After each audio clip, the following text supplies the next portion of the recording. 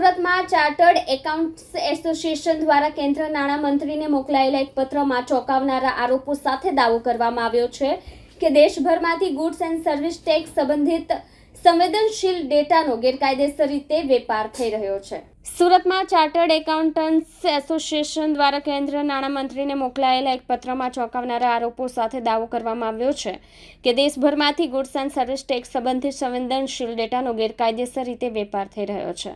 પત્ર મુજબ GSTR-1 નો data માત્ર ₹8,000 થી ₹10,000ના પેકેજમાં વેચાતો જોવા મળ્યો છે, જ્યારે અન્ય મહત્વના ફોર્મ્સ જેમ કે 2B, 3B અને ઈ-વે બિલનો ડેટા 3 મહિનાના પેકેજ રૂપે ₹15,000માં ઉપલબ્ધ છે.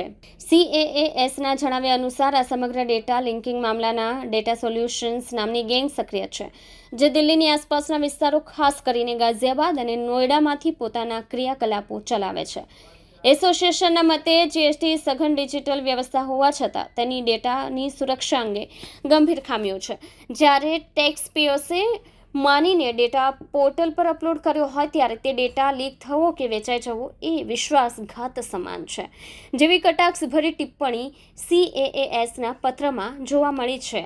CAASના નાણામંત્રી નિર્મલા સીતારમણને મોકલેલા પત્રમાં માંગ કરી છે કે તરત જ હાઈ લેવલ તપાસ હાથ ધરવી જોઈએ અને જવાબદાર લોકો સામે કડક પગલાં લેવામાં આવે. એટલું જ નહીં, તેમનું કહેવું છે કે GST પોર્ટલના ડેટા પ્રોટેક્શન મિકેનિઝમને ફરીથી આધુનિક અને સક્ષમ બનાવવાની જરૂર છે. આ પત્ર અને તેમાં કરાયેલા દાવાઓને પગલે વ્યવસાયિક વર્તુળોમાં ભારે ચકચાર મચી છે. અનેક ઉદ્યોગપતિઓ અને ટેક્સ પ્રેક્ટિશનર્સે પણ સંભવિત જોખમો અને ગ્રાહકોના ડેટાના દુરુપયોગ અંગે ચિંતા વ્યક્ત કરી છે. કેમેરામેન હકીમ શેખ સાથે વસીમ હાસમીનો રિપોર્ટ, આઝાદ ન્યૂઝ, સુરત.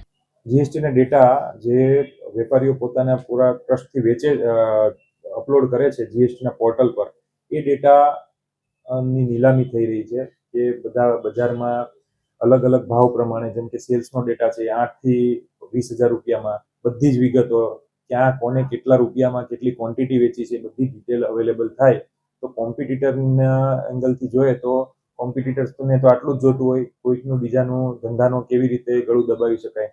તો આ બહુ સિરિયસ મેટર છે.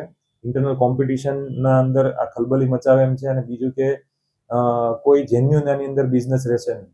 જેટલો બિઝનેસ અત્યારે જેન્યુન થઈ રહ્યો છે એ બધો એક ખરાબ ટર્ન લેશે. તો MSME માટે ખાસ આ ખરાબ સમાચાર છે.